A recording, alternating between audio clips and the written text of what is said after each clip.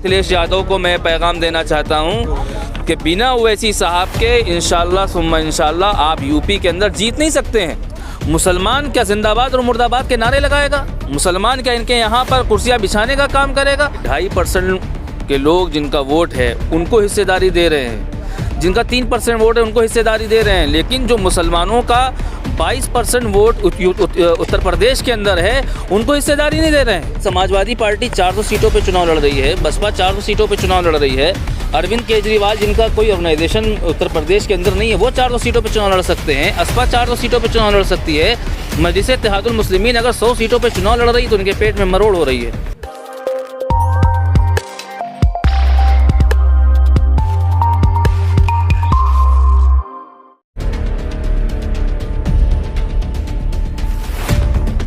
बिल्कुल, बैरिस्टर असदुद्दीन अवैसी साहब पिछले कई महीनों से पश्चिमी उत्तर प्रदेश के दौरे पर हैं, बल्कि पूरी यूपी के दौरे पर हैं। बैरिस्टर असदुद्दीन अवैसी साहब को भी लोकतंत्र में और भारत के संविधान ने इजाज़त दी है अपनी जमात को, अपने संगठन को, अपने ऑर्गेनाइजेशन को आगे बढ़ाने के लिए।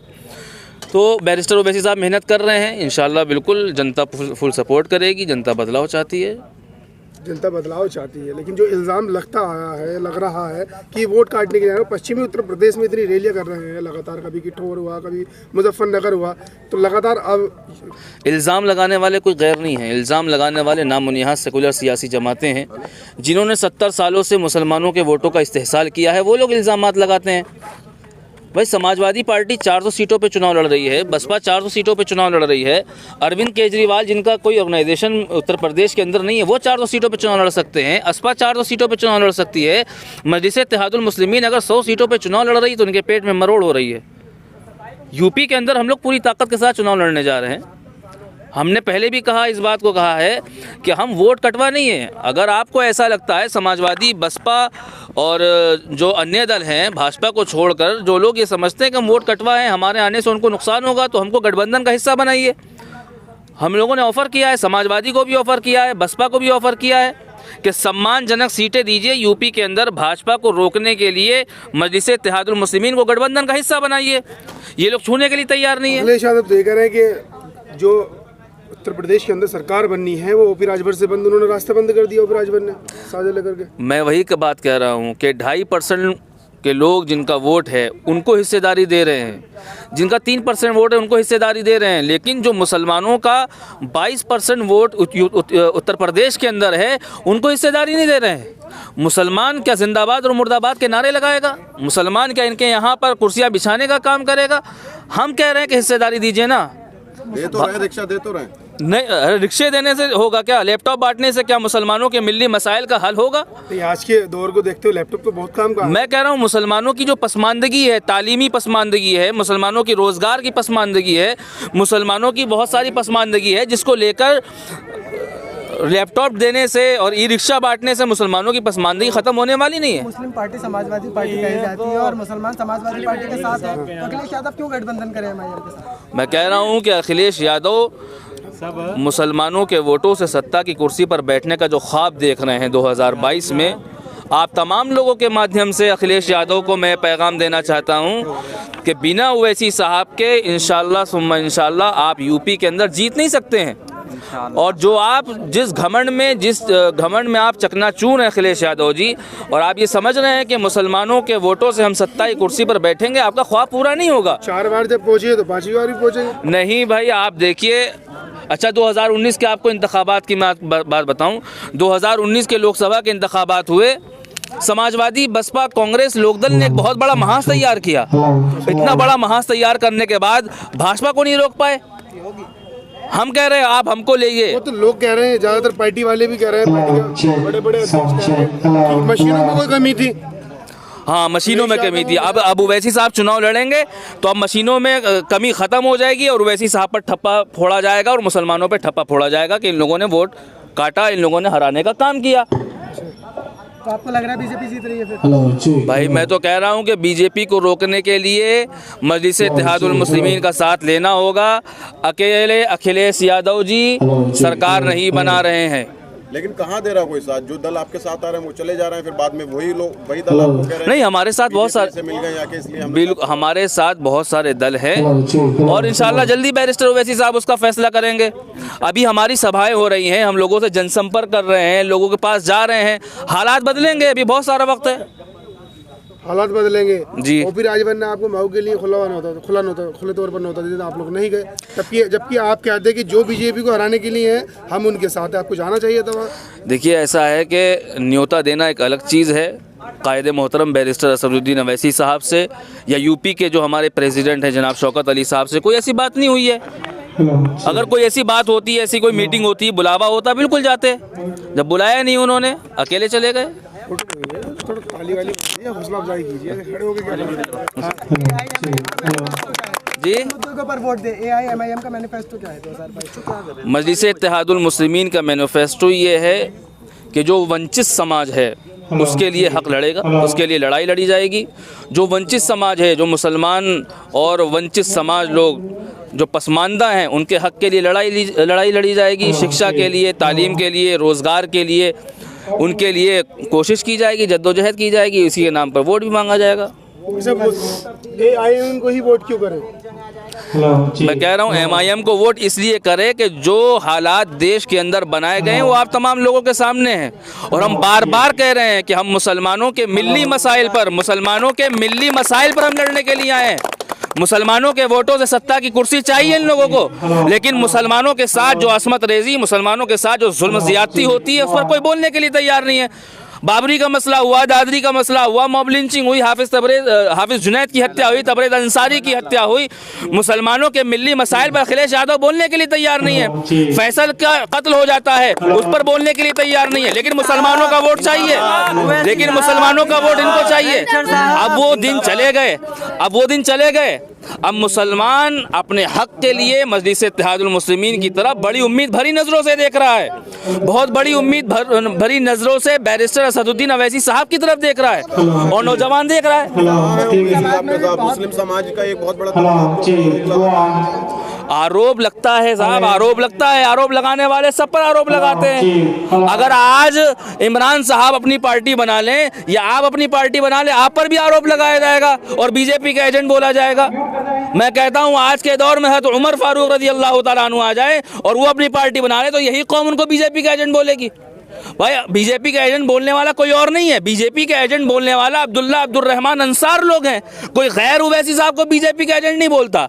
और ये लोग कौन हैं? जो समाजवादी के चपरासी हैं, जो बसपा के चापलूस हैं, जो कांग्रेस के यहाँ दरिया बिछाने वाले हैं और जिनके जहनों के अंदर समाजवादी, बसपा, कांग्रेस ने गुलामी भर दी है, वो वही लोग ओवैसी साहब को बी टीम, सी टीम, वोट कटवा, ये तरह तरह के इल्ज़ाम लगाते हैं। कह रहे हैं कि चपरासी, नौकर, वो अखिलेश यादव को भैया बोलते हैं, मायावती को बहन जी बोलते हैं, बुआ जी बोलते हैं, तो उनके तो रिश्तेदार हैं। तो मैं वही कह रहा हूँ कि इन नामो-नेहाद सेकुलर सियासी जमातों ने मुसलमानों की अक्लों को जकड़ लिया है और इनको बता दिया है कि आप हमको वोट नहीं करोगे। बीजेपी का खौफ डालने वाले, मुसलमानों के दिलों में बीजेपी का खौफ डालकर वोट हासिल करते हैं समाजवादी, बसपा, कांग्रेस के लोग। लेकिन इस बार तो अखिलेश यादव कह रहे हैं हम 400 सीटें लाएंगे, तो गठबंधन की कोई जरूरत ही नहीं है। 400 सीटें कौन से टेंट की लेके आते बाबा?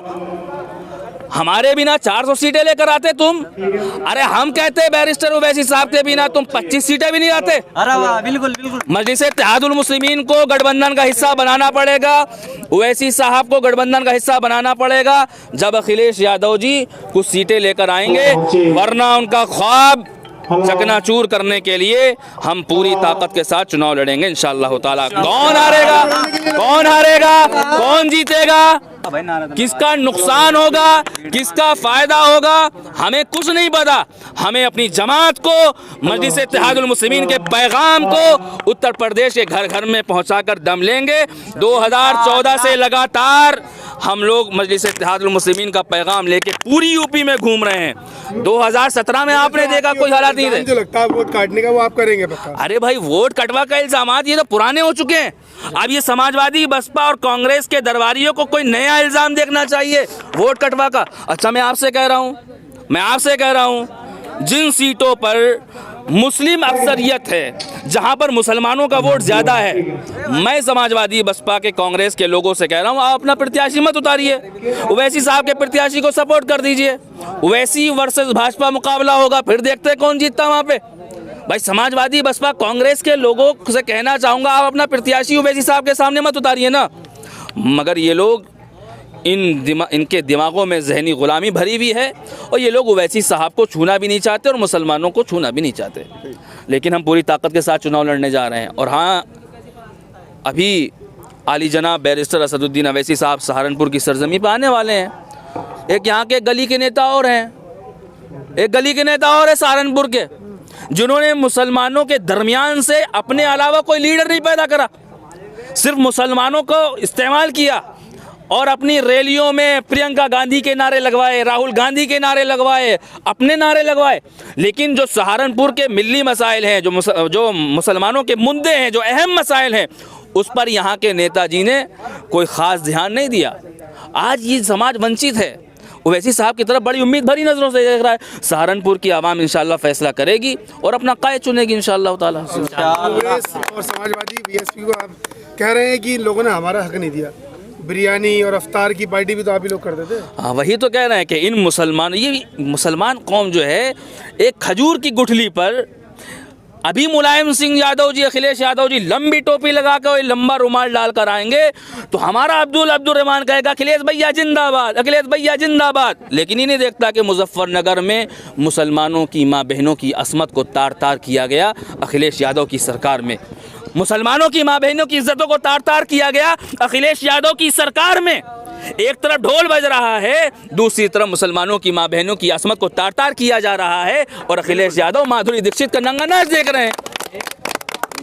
अफ्तार पार्टी में ठीक है, लंबी टोपी और रुमाल डालकर आ जाते हैं, लेकिन जब मेरा सवाल वही है कि मुसलमानों की पसमानदा कौम के जो हालात है उन पर इल्ज़ाम हकीकत है। ज़्यादातर मुस्लिम आज भी यही कहते हैं कि अखिलेश भैया जिंदाबाद, ये जवानी तेरे ऊपर कुर्बान, कुछ इसी तरीके का नारा है उनका।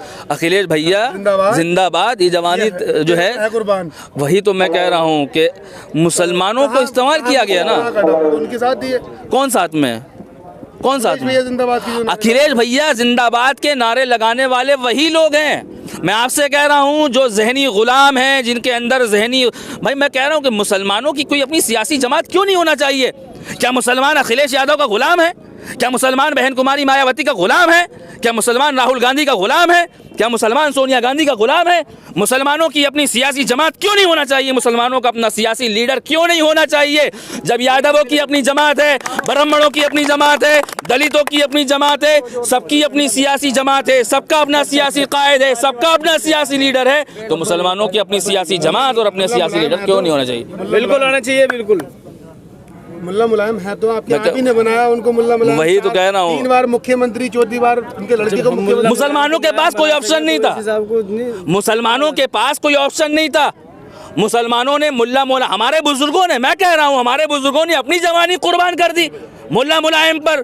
आज उनकी और जो यूथ है, आज जो उनकी जनरेशन है, वो अखिलेश भैया पे जवानी कुर्बान कर रही है। पहले हमारे पास कोई ऑप्शन नहीं था, हमारे पास कोई प्लेटफॉर्म नहीं था, हमारे पास कोई अपनी सियासी जमात नहीं थी, हमारा कोई अपना सियासी लीडर नहीं था।